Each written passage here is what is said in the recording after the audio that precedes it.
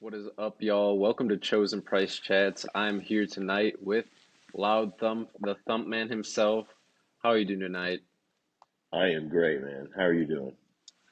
Dude, I'm great. We chatted a little before this, and it is great to finally talk to you. Likewise, man. I'm so glad to finally meet you. You're one of the nicest dudes on Instagram. So I'm really Dude, glad that you're the one doing this. thank you so much. That is very flattering, and honestly, same to you. Always have nothing but great conversations, and super excited to do this as well. So, dude, what do it's like it's pretty late. You just got off of work. What do you do for a living? Man, I own a restaurant with my father. He's working his way out. He was thinking about selling it. I was looking at different avenues, but none of them were really promising. And I said, you know what, I'll take this on. And it's been pretty nice. It's a it's a little more than you would originally think, but it's nothing that's too crazy and nothing that people can't handle. But I'm having fun learning. But yeah, man, that's what I do. It's really fun because I get to be. I mean, it's all day long, just personal talking with people, you know. So Yeah. meet a lot of interesting people and constantly being involved, and it's pretty nice.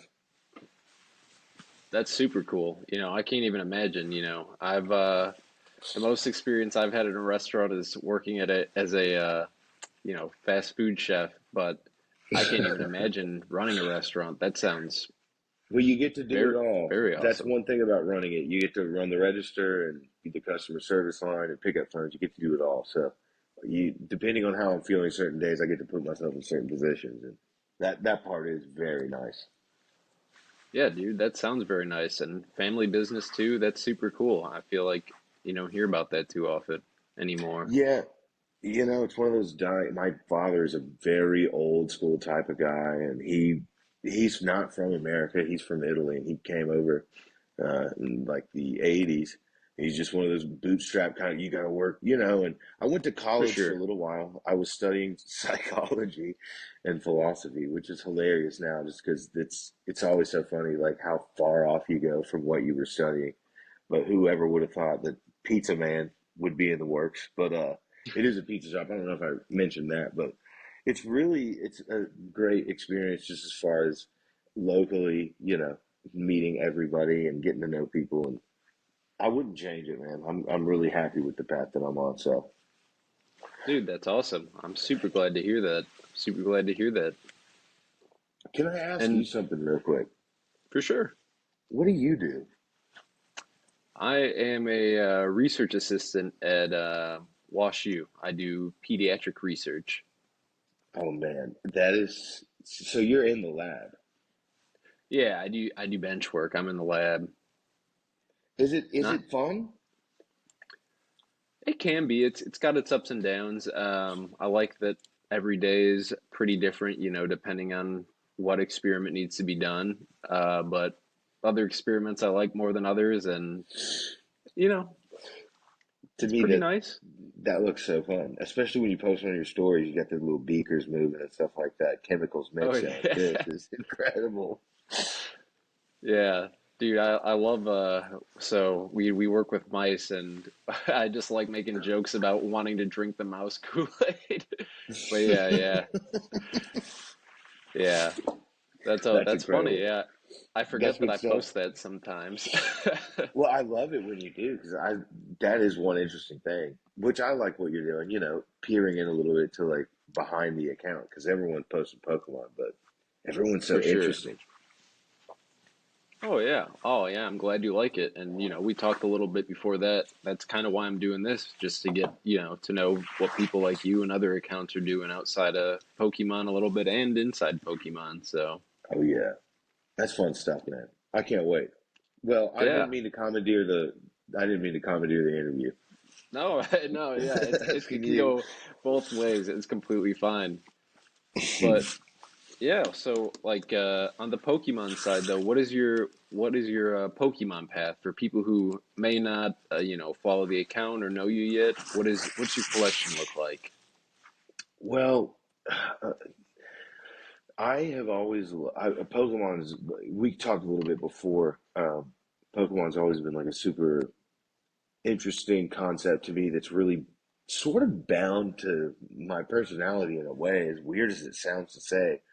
But I think everyone that is into Pokemon, at least from the beginning, could kind of understand what I'm talking about when I say that. But what I've Hmm. really always enjoyed are the oddities of Pokemon. Like the fact that a shiny Pokemon exists, and of course they gave you the red Gyarados in Gen 2, but they didn't explain the mechanics or that other Pokemon could be different colors. There's these very interesting built-in oddities with Pokemon. So I've always loved that aspect. I'm a shiny hunter, and I've always thought that was interesting. And then TCG, has a certain nostalgic aspect, but then I've always found it interesting that there's a real life visceral oddity in the printing of the TCG itself. So, you can find a card that's been printed 100,000 times. You can find 2,000 PSA 10s of it. But how many times can you find that exact card when it's at a factory level been, made different, altered, and there's nothing that anyone chose that no one was like, oh, we're going to spin the the sheet a little bit and it's going to twist the cards out while it's hitting Yeah.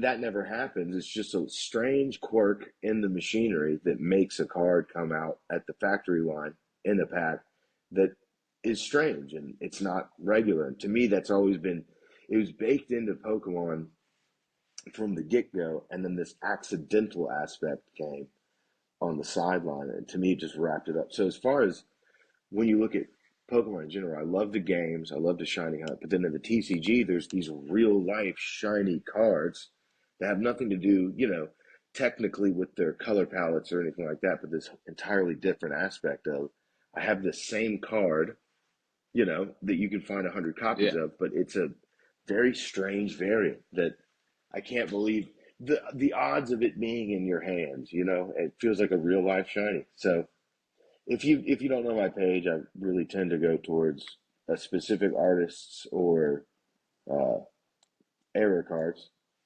Hmm. specifically factory error cards. I do have a couple cards that were made outside of the factory that look cool. I couldn't help myself but grab them, but those do exist out there, folks. Not every single card that looks factory error miscut actually is. Some people get their hands on sheets and things like that and cut cards wonky on purpose, try and charge you an exorbitant rate for it. So it's a little PSA. Yeah, that's a great PSA, honestly, because I just learned about that mm, more recently than not, maybe a month or two ago, that, like not factory cutting in a specific way was actually a thing. I always thought people just took their uncut sheets and cut them right down the Square. line, made the square Right. cuts. Yeah, but apparently that's not a thing. Oh no. Not all And the time, at least. it's funny. This is a journalistic. I can get into this a little bit without naming names. There are some black sheep in the community who pride themselves on their ability to make miscuts that they cut them as miscuts, but they appear to be factory miscut. In fact, so much so that certain companies that verify miscuts, it'll pass through them. So they are Ooh, quite good. There are some of these guys out here that are very good, that have the money to do it. And so I would always say, be cautious in a realm like this and kind of do your homework. And you can always reach out to me. There's a lot more qualified people out there, but it is a very fun field to get into, the yeah, error realm of the TCG. yeah, it's super interesting. I feel like it kind of like I don't know, errors kind of just not crazy ones, but they've kind of just fallen into my lap. I feel like since I've started collecting without trying, and I've always been interested in more, and I keep finding out about more and more. Honestly, like there's always just another error out there. Oh, Uh, right. Well, yeah, like Bulbapedia, that's where I started. There's a Bulbapedia like with factory errors that are they're repeat. There's a difference in like one-off errors and then things that are called repeated, where there is a factory error, whether it be mm-hmm. from the programming with the print or whatever. But like A real big one that's really common is the Arbok, the dark Arbok. Um, the Yeah. year the year says 1999 to 23,000. So Hmm. uh, that's an incredible metric by the Pokemon Company that they think they're going to be around in another 21,000 years. But we'll see. We'll see. They might be they might be selling Arbok cards in the year 23,000. Might make sense then. Yeah, exactly. Jokes on everyone else. So when you I actually didn't know you did or actually owned non-factory cut errors. I guess what is the appeal to you for like a non-factory miscut? Is it just something cool and unique? Well, they're much more exaggerated. I mean, it's at a point where it's almost goofy. You've got four cards on one. Aside from owning a sheet, there's really no way you could own such a goofy miscut. Theoretically, it's just Hmm. impossible that that would happen and pass, because they also have a quality check, at the end of the line. So some of these cards that are non-factory, they're obviously non-factory. There's a notorious one of like a sideways cut Gengar from Fossil that Hmm. has like four other cards on it, a little bit of hollow peeking, and it's really fun. It's a cool card. I would Okay, personally like to own it just because it's still an official Pokemon Company printed product. for You sure. see, but they just someone cut it and rounded the edges themselves, which in itself, I mean, some of these guys pride themselves as like artists. I'm like, all right, get over yourself, buddy. You, you know, That's I know, hilarious. I know that seems interesting to you that you're getting over on people, but I mean, whatever. Every dog has his day. Yeah, exactly, exactly. But I guess to boil it down, yeah, it's an interesting cut that is just a piece of a sheet, really. It's still Hmm. official history. I would never pay a crazy price on one. You know, if Sure. I if especially because now I've got a better eye. And I would say if this is a big if it seems too good to be true, it probably is. So Yeah. just be careful out there if you see it, and that applies the broad spectrum of Pokemon, especially with the TCG, obviously, because that's where the money is. People are Oh, for spending sure. money on the TCG, and just like Bitcoin, a lot of people are like, if I just invest, it's like, brother, you've got to get in deep. If you don't have some sort of a feel of this, you're gonna blow money. Look at Oh, Vivid absolutely. Voltage. Everyone said Vivid Voltage was the peak of the TCG. Imagine if you had given them just the most plain Scarlet and Violet box and be like, open this compared to a Vivid Voltage box. As opposed to the hit ratios back then were just disgusting, honestly. To me, Sword and Shield was a big, huge slap in the face to fans, to people that buy the product, just because you were up until the end, battle styles when they started putting alt arts in, and even Yeah. those pull rates were disgusting. But it was almost like gambling at that point. You were paying 120 resale prices for Vivid Voltage was like $200 a box for a rainbow rare. You know what I mean? Yeah. That was to me silly. And I'm glad now that they're printing way more product and that kind of silly stuff is not happening. Because if one single EX card from Scarlet and Violet had been in the base set or beginning sets of Sword and Shield, that would have been a $500, $600 card raw, you know. But because Yep. they upped their quality, upped the game, now you've got a really there's quantity over quality now. There's so many nice cards out there that you're not getting these crazy, insane prices for one single card. Like you remember when Sleepy Tyranitar came out? That was like a people were selling their houses over this card. They were like, "This is it. The It was pretty TCG is over." ridiculous. And Yeah, I kind of agreed because I was like, oh man, alternate art. It's like I oh, was kind of just getting into collecting. Maybe I'd been in for a year or so, but I was like, wow, this is way cooler than a rainbow rare. It should be Well, worth a lot, but yeah. exactly. And they had done that with Sun and Moon, and we all forgot about it because they forgot about it, Mm-hmm. you know. They just kind of left it in the dust, like, oh, these are for special sets or whatever.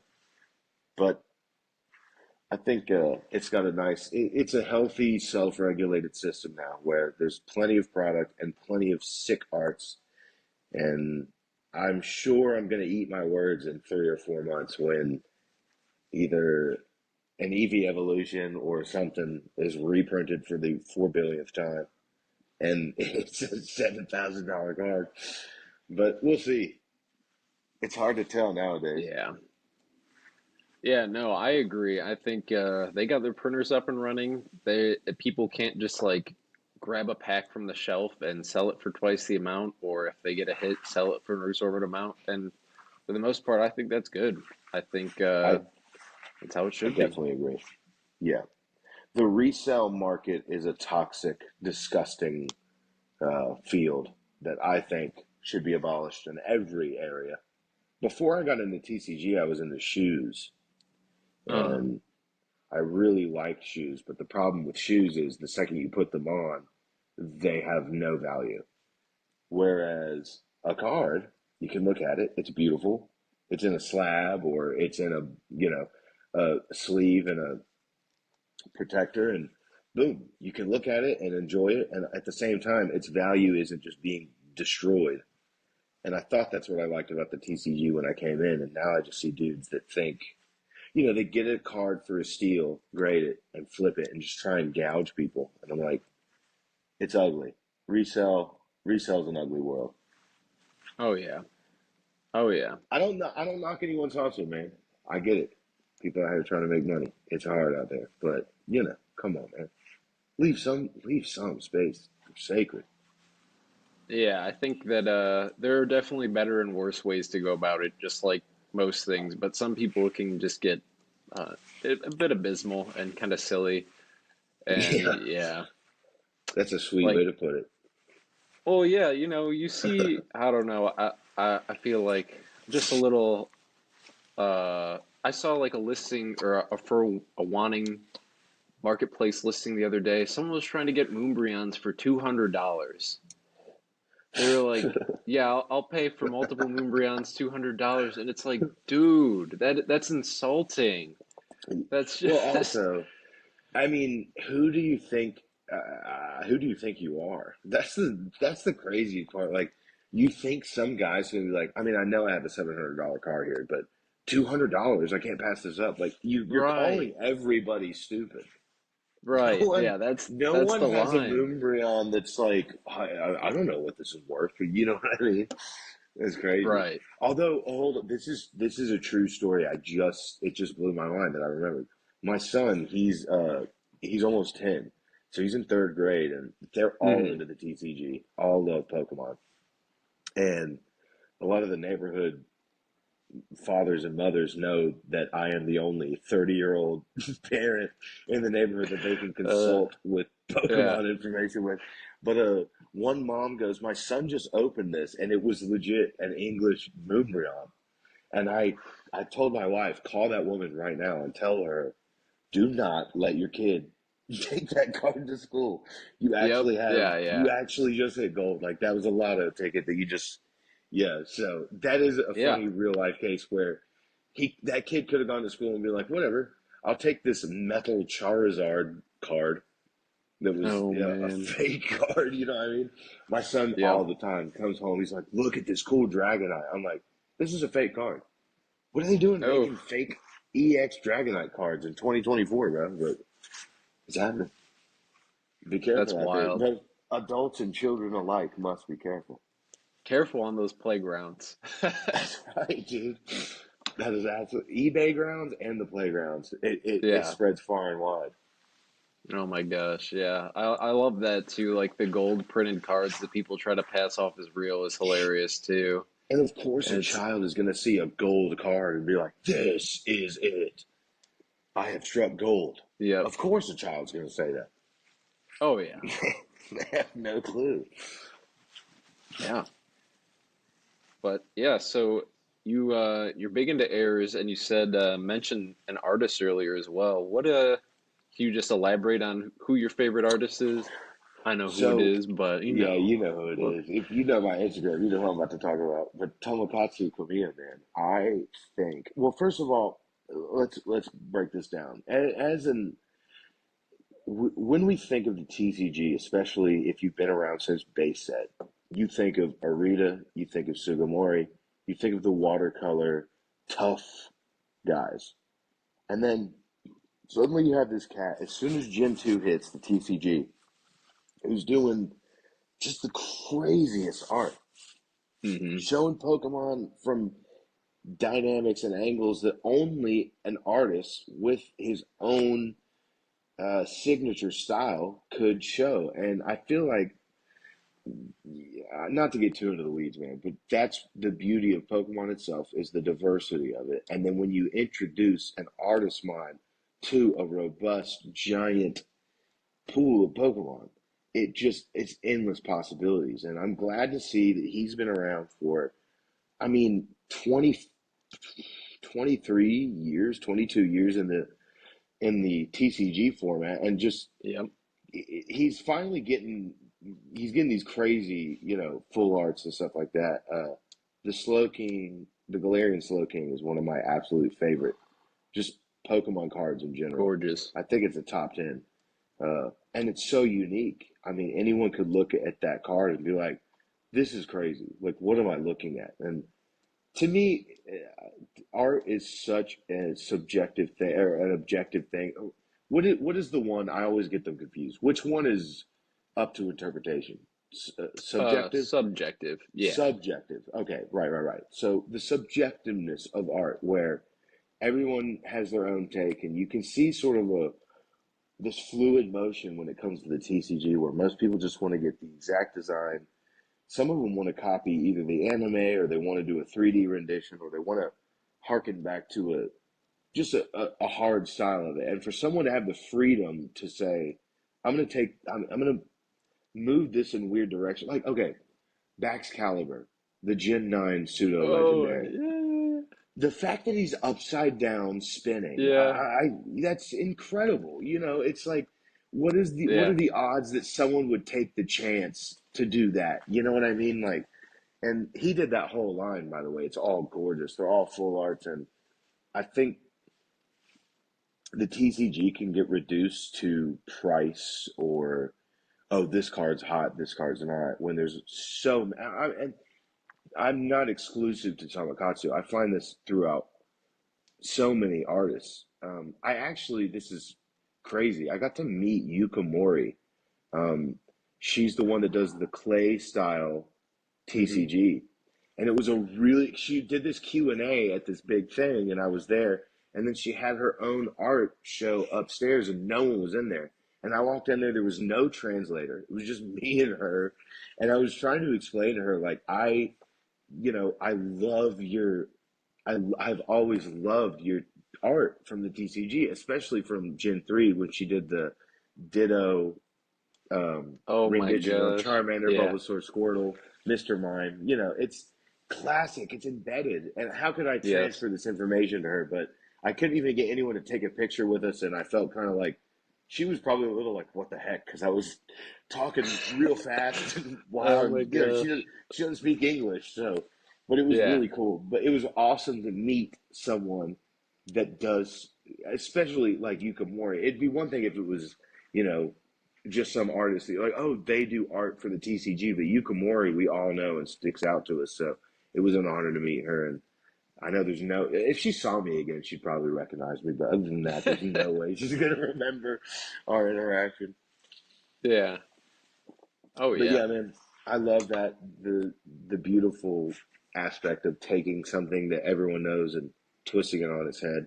That's why I love Komiya, and I've been trying real hard to get Kamiya and I to be friends on like a personal level. Me and him have Yeah. we have a couple DMs back and forth. It's kind of sick. I try and be reserved on that end. I try not to be too overbearing. I don't like, oh, this guy's a creep, but we've had a couple words back and forth. I'm like, all right, that's enough for me. If I could get a couple cards signed, Uh, Yeah. that'd be the you'd never see those cards again. Those cards would be taken off the market. Those cards would be gone from existence. Dude, yeah, that is insane. I honestly love that. I love that some of the TCG artists have Instagram accounts because I've also sent a few of my favorite artist messages and gotten like just short back and forths, but it's so Oh, awesome. It's it's so cool. such a good feeling. Yeah, it's I've so still cool. got, That's awesome. Sato has those weekly art auctions every Oh yeah. Friday. Every Friday I enter the raffle, even if it's the $500 one. I'm like, I'll screw it. If I get hit with the $500, what I'll pay for it. I want to buy one of those so bad. I love those. I think those guys are so interesting. All those people that work for the TCG, and a lot of new cats coming on the scene too that are really have Oh cool yeah. come up stories. Oh yeah. I love the Kuglov, those yeah, his raffles. I love them. Oh Yeah. yeah, that's it. I was like, what's the name? I can't remember. 305 Kuglog, whatever. Yeah, Yeah, something like that. Oh yeah. my I gosh. I enter every time. Enter. I'm like, please, Big B.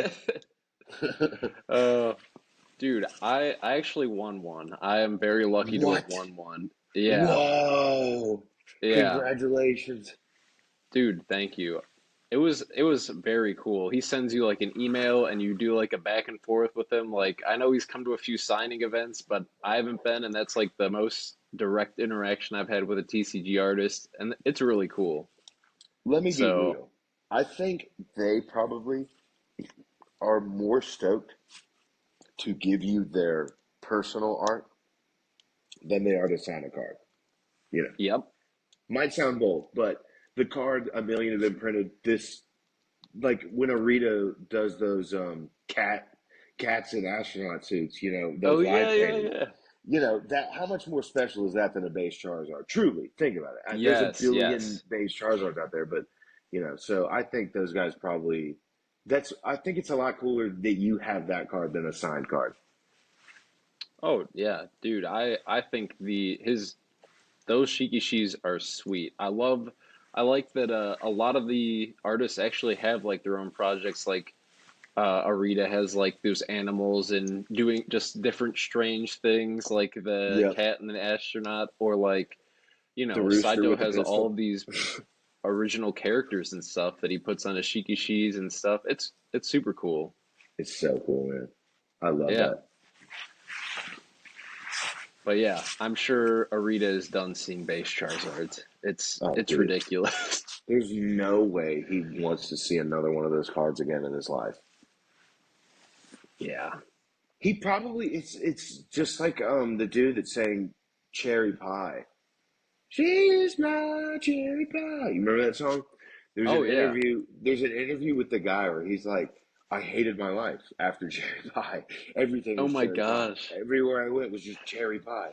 And it's That's that Marina's hilarious. kind of like, I wish I'd never ever painted that Charizard. Honestly, yeah, yeah. Oh my gosh. Because he's so Yeah. talented, man. That guy is obviously a brilliant artist.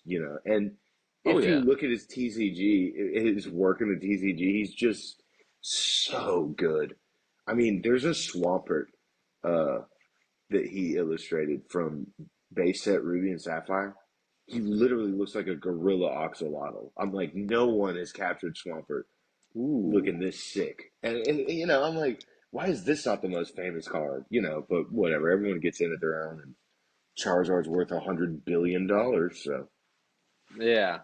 that'll No, be I it. was Well, just yeah, I was talking to Code Card about this. No one like you got to bring Arita some other cards because he does have like incredible cards. Like I was just looking through some Gen 5 bulk or yeah, Gen 5 or maybe it was XY, but there's an Escavalier and it's crazy because he does like a lot of that kind of medieval stuff a little bit and right. like it's just so good. Like it doesn't It's matter what card tough. it is, it's good. Yeah, It's tough, he's yeah. so good at making Pokemon look tough. I'm like, that is a great quality to art. Like, I feel like that guy, if he was born 3,000 years ago, would have been painting dragons. You know what I mean? Like, it would have been just Yep, like sick medieval dragons. Like, I think that stuff is so cool, absolutely. man. Do you Oh think yeah. people are born with that? I think they're born with the desire. I definitely the desire, and then I bet there's definitely some natural talent, but then, you If gotta you want to ask me to pursue it, I'd imagine. if you ask me to draw an apple, I'd have such a tough time. It's crazy that a dude can paint a cat with an astronaut suit and it all looks real. And then if I tried to just simply sketch an apple, it would look juvenile, strange. Honestly, same. And I think that's what impresses me so much about, Yeah, all these artists. yeah, absolutely, man. Yeah. So, you've got a few graded cards in your collection. Do you like grading for the most part, or buying graded cards? Grading to me is very interesting because there's an element of like encapsulating a card in its current state that is fascinating. But grading is extremely, it's subjected to a human, so Yeah, there will be days where a guy comes in, he's a little hungover, or maybe he's arguing with his wife, or on the way and it started raining and he's having a bad day. And you see these notorious bulk subs from PSA where they get a flat eight. Every card, regardless of condition, is given an eight. And so, just like art, grading is a subjective thing as well. And I see these AI companies coming out, and I think that could potentially be something in the future. I think that's all such juvenile technology when it comes for sure. specifically to grading specific cards, just because what database are you working off of for the perfect card? Are you getting that information from the company? Where you have the exact dimensions and everything that it should be, or because every set has a different, you know, everything's not, or I've seen this before where you are a high paying customer, let's say, and you like to send in 3 or 4 cards at the highest tier of grading, and man, you can get some sketchy cards in at a 10, you know. So Absolutely. it is a very strange, it's a money grabber. That's why I love that phrase, buy the card, not the grade. Um, if you follow, like, I like that guy, what's his name? Trade Natural, I think. I might be getting his name wrong. I think it's Trade Natural. Every week he does a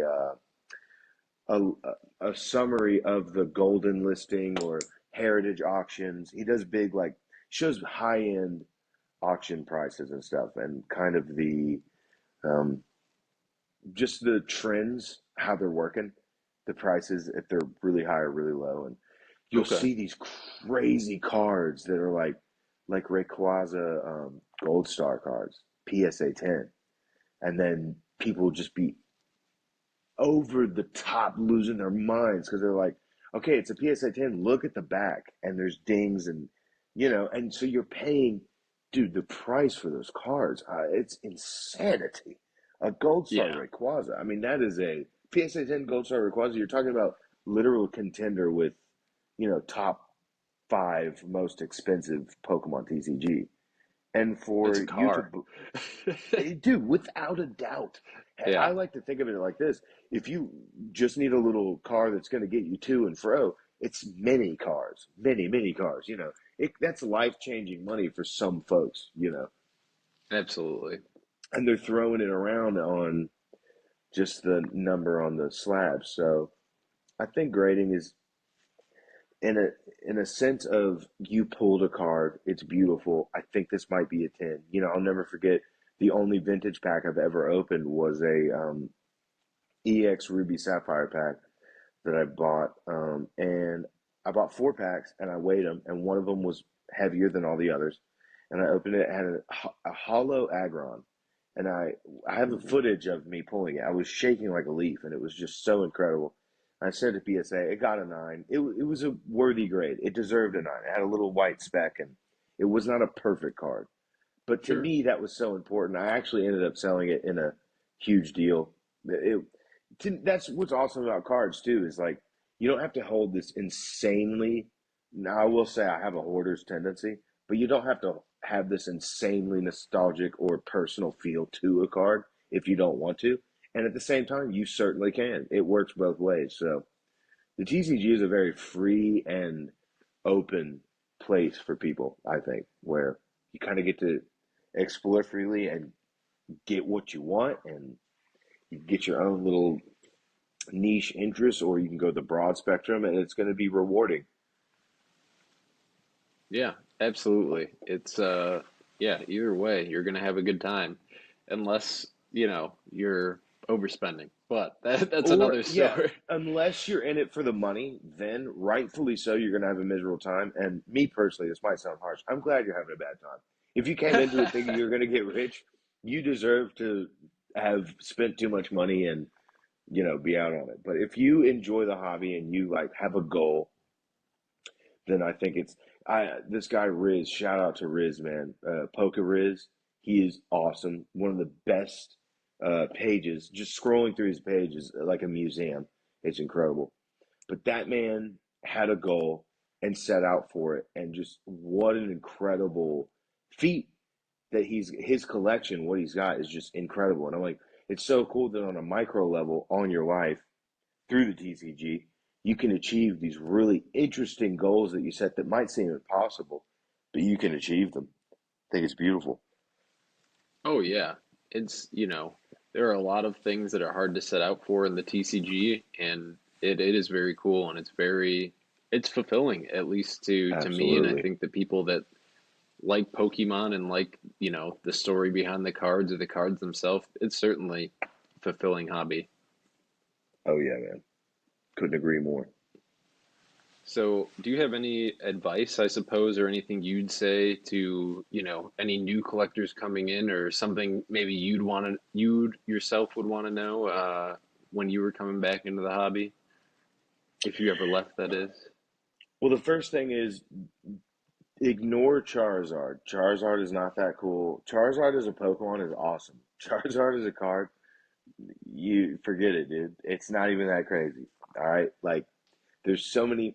I would always suggest individuality. I think it's the most beautiful aspect of Pokemon. Um, I have a great friend of mine. He's a brother to me. Shout out Mitch. He, him, and I love Pokemon. If we boiled down, what do you love about Pokemon, and what do I love about Pokemon? You would be like, there's no way these guys agree. I love battling. I love the TCG. I love all these aspects built in, but he has completely different tastes in the realm, but we both have Hmm. the central love of it. So, regardless of what you find interesting in Pokemon, it will, be a satisfying interest. And at the same time, especially when it comes to the TCG, because I always feel like if you like the games, you like the games. There's no harm done. But when it comes to the TCG, you're adding an element of your real life because you work a job, you make money. Now you're about to spend money. Uh, Hmm. but you're buying stuff from a company. So look at it that way. First of all, what do you want? No one goes to the Cheesecake Factory and says, "Just give me the whole menu." That's you got to pick. You've got to look at what you want and see what's interesting to you, and don't follow. I mean, this is easier said than done, but don't follow the hype. I know that's a cliche, but really, what I just said earlier kind of illustrates there is this individuality in this hobby where you get to express yourself in your own way. It's a little it's a little microcosm that you get to build in your own life. A little encyclopedia you get to build, whether it's the tangible aspect of a card or the virtual aspect on a Pokedex. But regardless, we're doing the same things that we were doing when we were kids. And if you go in it with that aspect of just the childlike wonder, of having fun with something, you'd be surprised. I'm 30 years old. I still have my wife and I have a lot of fun after we put the kids down at night. I recently said, or earlier mentioned that I was playing Sword and Shield. We're both trying to complete my Pokedex in that game, and it's just a very fun challenge that we can do at the end of the night, and it's crazy that 25 years later, that same sort of magic can carry over into your life. And it's meaningful. It's not it's not just some distraction, it can actually be meaningful. So maybe a maybe a really crazy answer to your question there, my friend, but I feel like that is the if you look at the core of what this is, it's an individual experience that you can share with others. You can cultivate yourself and look at it from that aspect. I mean, what got me into errors was a buddy of mine pulling a Cinderace VMAX or just V back in the Sword and Shield era. There was twisted Hmm. miscut, and I was like, "This is fascinating. I wonder if there are more." And looking on eBay, typing in, I didn't even know what to type, just Pokemon card, weird Pokemon card, and discovering Yeah. that was really fun to discover. And then you meet people. You're like, not only do these weird cards exist, but there's people that collect them, and it's really interesting. So whether it's an artist you like or a specific Pokemon you like or anything, keep to that. And as corny as it might sound, let it just be an actual thing that you enjoy. Don't let it be something that's influenced by other people, and you'll be surprised by how interesting and fun it can be. I love that, man. I think that's incredible advice. I seriously, yeah, I love that. And Anything with the guise of money is going to cloud your view. So just go into it with the pure, and it does cost money. I mean, that's the thing. So it's going to cost you money right. regardless. The TCG, you have to pay to open a pack. I am honestly at the point now where if you like to rip, rip. If you like a specific card, buy the card. But don't spend an exorbitant amount of money trying to, like, I don't know. Maybe that might be a little. I used to love to rip to try and get a card, but Yeah. the reality is, man, you're going to spend so much more money, and once you have the card in your hand, you're going to realize, like, oh, this is gorgeous. I love this. I'm so glad. It's a beautiful card. That's why you like it. So, you know, don't go too overboard, man. I remember when we first started, I For was being sure. silly.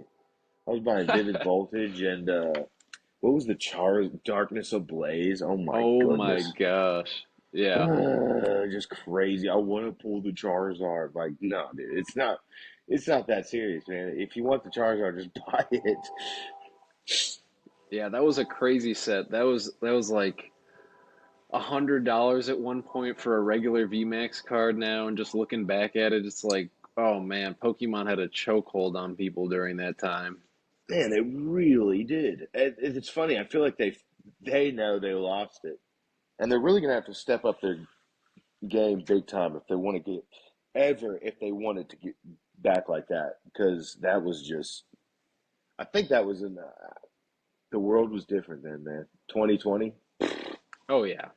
That's an A lot going eon on. ago at this point. Yeah, Yeah, people were ripping to distract themselves. So I think, yeah, man, TCG is fun. I personally always say play the games, man. The games are where it's at. oh yeah. Oh yeah. So I guess final thoughts, and I feel like you've kind of been touching on it throughout this whole thing, but I guess one more question before we wrap up a little bit. What does Pokemon mean to you? You kind of told me, your friend and you both had different meanings to Pokemon, but what is yours? This might seem a little fake deep, but I truly feel like Pokemon is almost a projection of humanity itself. There is an element of individuality and just such a difference that it shows people's personalities, and also that we can all agree on one central aspect of something. We all enjoy this, but what about it do we enjoy? I mean, I could sit here and say no one likes Audino, and I would be lying. Someone out Yeah. there, Audino is their favorite Pokemon. So Yep. your take on it is not the central take, and it's what is interesting about life itself is the brilliant diversity of ideas and uh, I mean species and that can translate to species of thought, species of action, species of whatever. But life itself is a gorgeous, robust melting pot, and when you look at Pokemon, it's just a little piece of that boiled into a really fun, playable, lovable type of game, and I think that's why it's carried on for me personally, so strong into my adult life because it's something that you can still enjoy and respect and also grow in and discover in. So to boil it down in a nutshell, I think Pokemon is a way to keep yourself young and explore the world and at the same time not take anything too seriously because everyone's having fun with it. So Nice.